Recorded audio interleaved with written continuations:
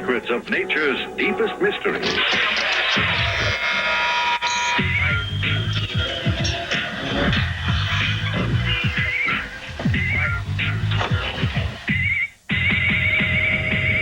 Welcome to Louisville, Kentucky, people, for B3 Bikes, Boards, and Blades, presented by 1-800-COLLECT. Sal Masakela here with you, and as you can see by my shirts, it is windy conditions here in Louisville, which is making competition interesting for everyone. Right now, though, we're talking about aggressive inline and the continued international domination of the competitions. The Yasu Toko brothers, they show up here, and each contest, they just get better and better. It must be some real discipline going on in that family because no one seems to be catching them. We're going to see what happens here in Kentucky. Not to mention the fact that Fabiola da Silva competing with the boys and managing to beat many of them at every contest. You don't see that with the skateboarders or the bikes. No.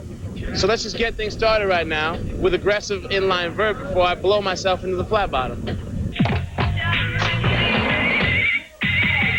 Well, he's virtually unbeatable. Yasu Toko won just about every event he came to last season, including the X Games. Won the X Games the year before that.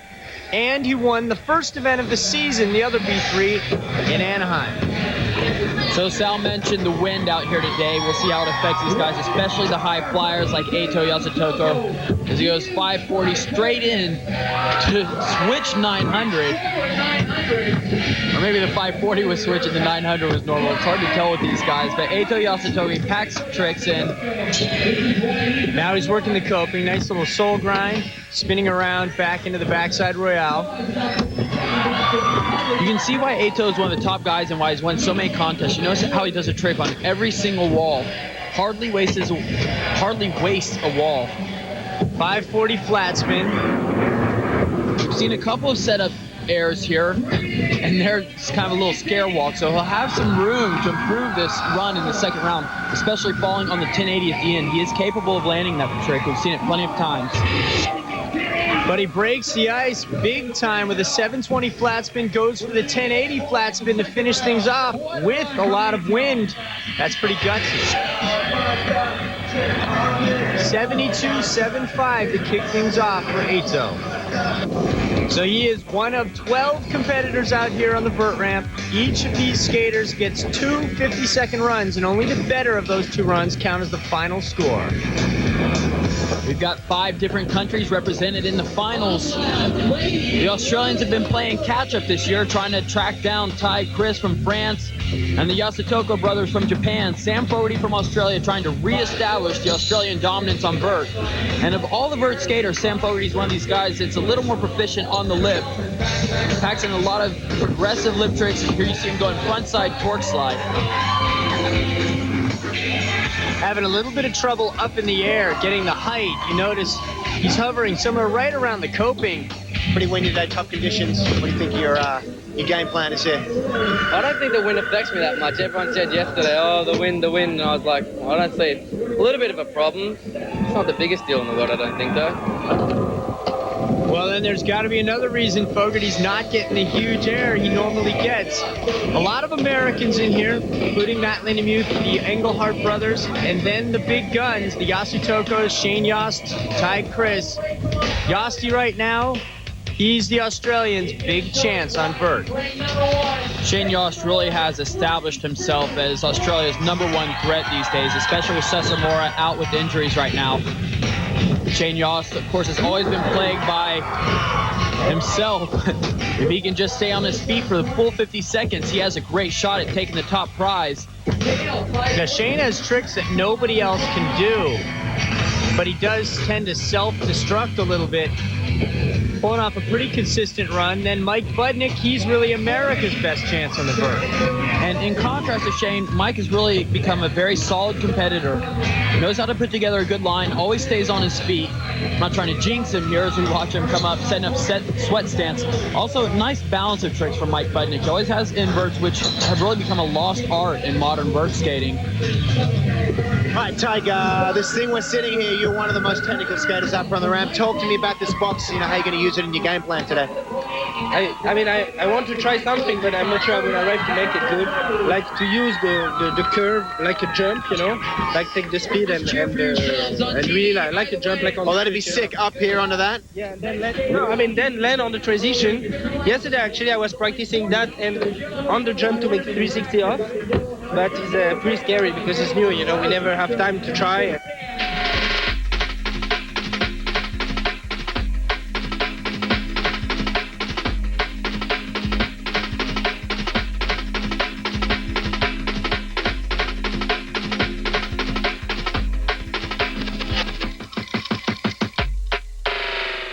B3 is presented by 1-800-COLLECT. Save a buck or two. And in part by Snapple, made from the best stuff on earth. And by Circuit City. Circuit City. Imagine that.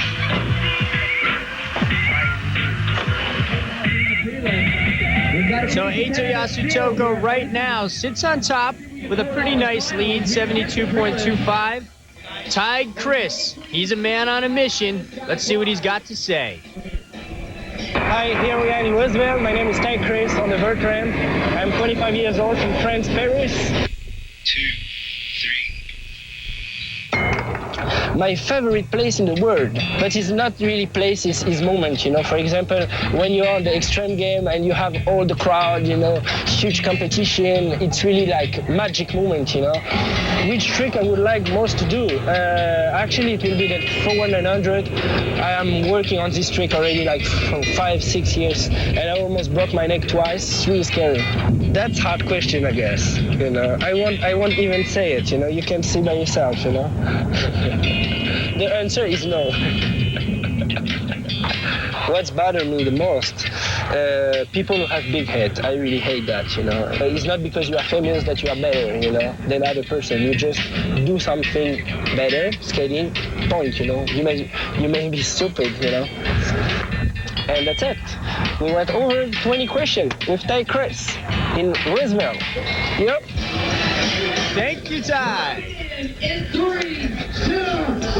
is our reigning world champion, won in October in Las Vegas, and he has been on a mission ever since. Well, you know, when he won that world championship, Eito wasn't competing. Eito was out with an injury. So Tighe Chris really wants to prove that he can beat the best when they're all at their best.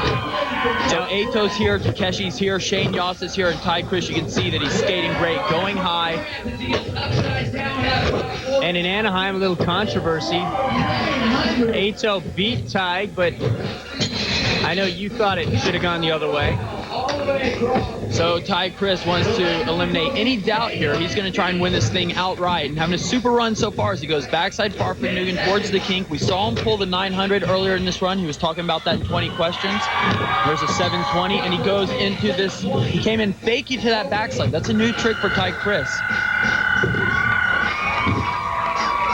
Still going. Finishing off with the Garfunkel just at the end of the run. Chock full of tricks.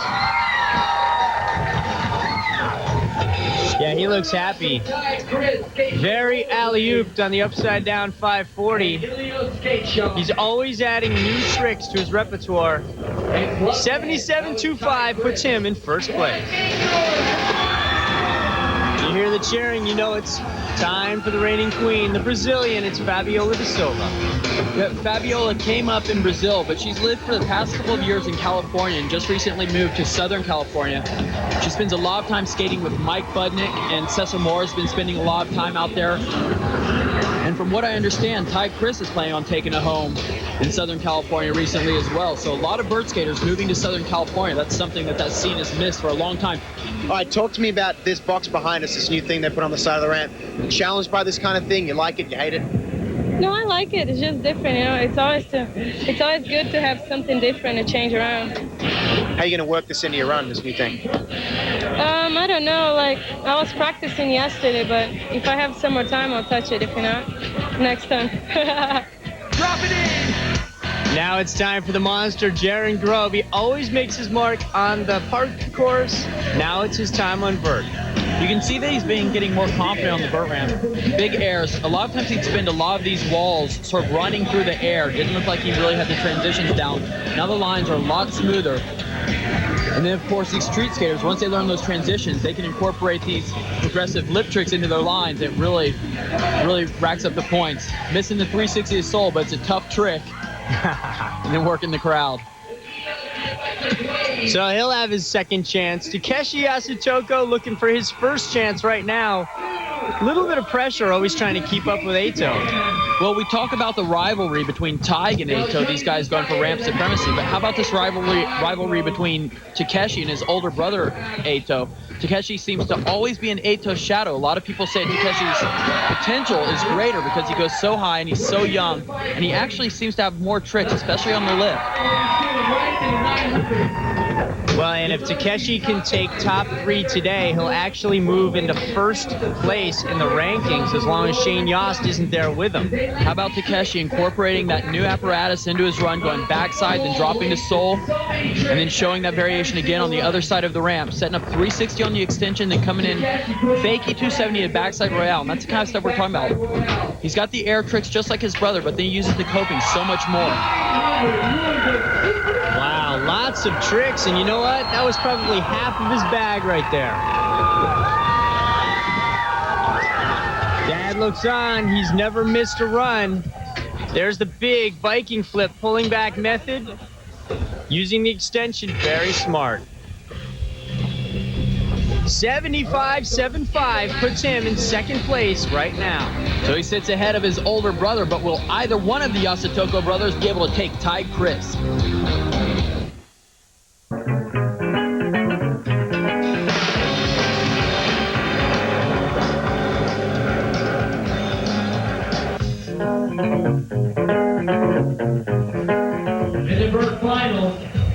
So here's our leader, Tighe Chris, after one run. The Yasu Toko's right on his heels, but neither of them able to break into the top. The big question that's been bothering me is, with such a strong international field, can an American make the top 5 here? Well, we saw Jaron make top 4 last week. It's just a matter of breaking into those top 3 spots, which right now seem to be held down by this international field. Ato Yosutoko had a great first run, but he still sits about 5 points behind Tighe's first run score. And with that bobble, doesn't look like he's going to have a very good shot at overtaking Tighe. At this point, especially in the second round of the finals, you need to have a near flawless run. Oh, kind of fast planted off of that. Disaster Soul down the little escalator. It's a creative use of the extension. That's the kind of attitude you have to bring to this half pipe. Unfortunately, I think that early bobble is going to be too much. And it's going to keep him from going into the first play. Well, and he nailed the 1080 as well. He's doing everything he has to make up for that fall, but it's in the hands of the judges. Well, Paul's been asking a lot of the guys about this part of the ramp. First real creative, aggressive move up there, and then he nailed the 1080 to finish it off. After the first run, I know that Tighe, though, sitting in first. You think that's going to be enough to beat Tighe Chris? Chris? Yeah. His run was very, very good. Perfect. So my run was so. Ato's won enough of these contests. He knows he has to have a perfect run to win. Right now we're looking at Andre Engelhardt. We've become so familiar with the Yasutoko brothers that it often overshadows the fact that there's 2 American brothers out here competing as well. This is Andre Engelhardt, and his younger brother Mark Engelhardt will be out here competing. Mark can pull at 1080 just like Ato Yasutoko, so these Americans are not bad, just have not had the same success. You know, over there, I've been looking at your brother there. He's looking pretty good today. Is this wind going to bother him, though? Is he, soft? Well, the wind bothers everyone a little bit, but once you drop in, you're more concerned about your skating. You don't really pay attention to all that. I don't really feel it after I drop in. He's been doing pretty well lately. Any sibling rivalry developing here or what? A little bit. Now it's time for the younger brother. He's got to beat 8 to take his brother. A candid moment from his older brother, Andre Engelhardt, talking about that sibling rivalry. Going for the 10, and he nailed it. So Mark Engelhardt, 65.50 in his second run. He's a quarter of a point short of his brother. He's in 9th. So we saw that great trick, the 1080 from Mark Engelhardt, but now Tighe's going to show us how you put together a professional run, a winning run. It's more than just one big trick. You got to go back to back, these huge airs using the entire ramp. Tighe Chris showing us why he's one of the best and why he sits in first place after one round of competition. And he's got good tricks. He's also got perfect technique. Watch his arms when he comes down. Pump, right there. That's what gives him so much control heading up the next wall. And he really incorporates all those unique elements on this vert half pipe better than most of the skaters. And so many different variations on those spins. Now, we saw that Ato went down on a second run, so Tighe knows that Ato left that window wide open. He's not going to see a serious threat from Ato, but Takeshi has yet to take his second run, so Tighe can't rest on his laurels. Has to have another super performance, and it looks like he's done it. He may have even improved on his first round score. Super second run. Yeah, he's pleased. He knows it. Staying on his feet the entire time. Nice tail grab McTwist. Up and over with the gato spin. He's got so many new tricks. Sits in first. The judges thought his first run was better than his second, but he's still in the lead. Takeshi Yasu sits in second. He still has a chance. Welcome to Louisville.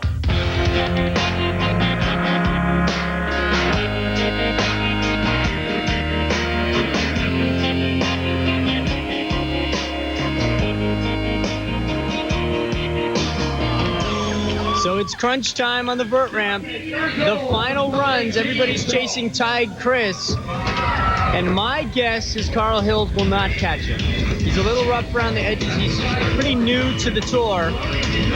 Well, there's something unique about Carl Hills, and that's that he's only 16 years old and he's a vert skater. Most of these young Americans prefer the park course. And so it is refreshing to see some young American skaters get involved in the vert scene. 51.75.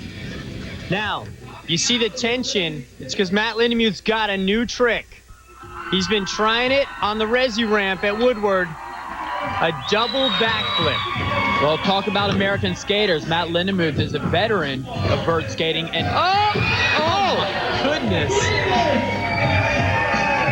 You can see the adrenaline. He's pumped. He hit his shins, it looked like. He's got those knee pads on, hit his shins on the coping, but he did the rotation. This first one's what he needs to get it out of his system, get over those jitters, just get that adrenaline pumping. He's going to hustle back up. He wants this thing. He's going to try it again. My goodness, what a tough fall. Now, all I can say is, thank goodness that wasn't his chin. His head was pretty close to the coping. Now he's going to make the adjustments. He's no longer afraid of it. It's amazing the impact that one place Camp Woodward has had on the action sports. Getting closer. He's getting closer. He ended up coming all the way around. Yeah, he knows it. Dave Mira's pulled the double backflip. We've seen bike riders doing the backflip 360, and now Matt Lindenmuth learning this double backflip so close on the rotation. So call it Woodward culture. If you look in this crowd, you'll see Kevin Robinson, the bike rider, cheering on Matt. Kevin landed the no-handed flare, which he learned at Camp Woodward. That time he sucked in a lot. That time he sucked in a little bit less. This is the one right here. What do you think he's got to do? What do you think he's got to do? He's got to push out a little bit more. He's got the rotation. He's got the air. He's got everything. All he has to do is push out a little bit more, and he's got it. What does this mean for rollerblading, a trick like this? It's unbelievable. There's nobody ever thought something like this would be remotely possible, and it's going to happen right now today.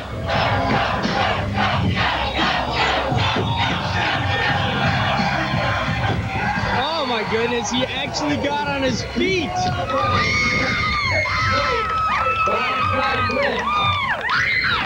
Kevin Robinson, the first one to congratulate him for trying it. He's going to have to wait for another day to get that trick down. Well, it's early in this season. We'll certainly see more of that from Matt Lindenmuth. But right now, there is a gold medal on the line. Takeshi Yasu sitting in second place right behind the leader, Tighe Chris, after one round of competition. Tighe had another great second run. His second run score, which actually was his low score, was still higher than any of the other competitors. So Takeshi, as he goes big Viking flip straight into the 540, knows he's got his work cut out for him. There's the 900 McTwist. Incorporating that extension, going invert. Getting a little squirrely there. Well, there you have it. So it looks like Shane Yass still to skate, though. And Shane, again, he's got a shot. He's always got a shot. He won a number of competitions last season. Again, he's his own worst enemy, though. Right, and Takeshi is his own worst enemy here in this run. Going down, he is certainly out of contention. So Shane Yasu will be the only one that can take this title away from Tighe Chris. You've got to hand it to Takeshi Yasu toko. He gets back up on his feet, pulls the big 360 to Royale to finish things off, and then there, the extension's taken one more victim.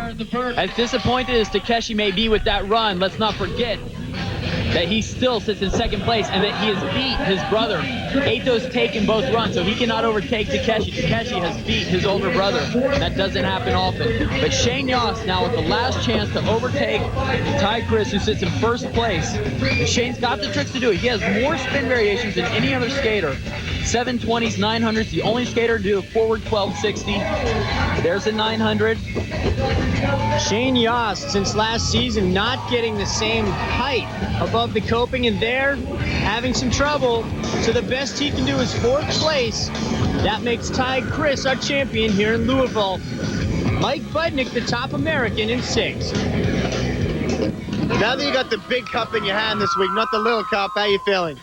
Wow, I feel great. I mean, it's the first time that I won a B3, you know, and I was really scared because I was so tired, exhausted, the wind, everything, you know, so I was really not feeling good. But then I skated good, you know, I really gave everything during my run, and it worked. So Takeshi Yasu toko has done it. He now moves into first place in the rankings with his second place finish here. So we're going to transfer up and out of the vert ramp and into the park course, turn it over to the street skaters. And when we come back, we're going to take a look at Frankie Morales.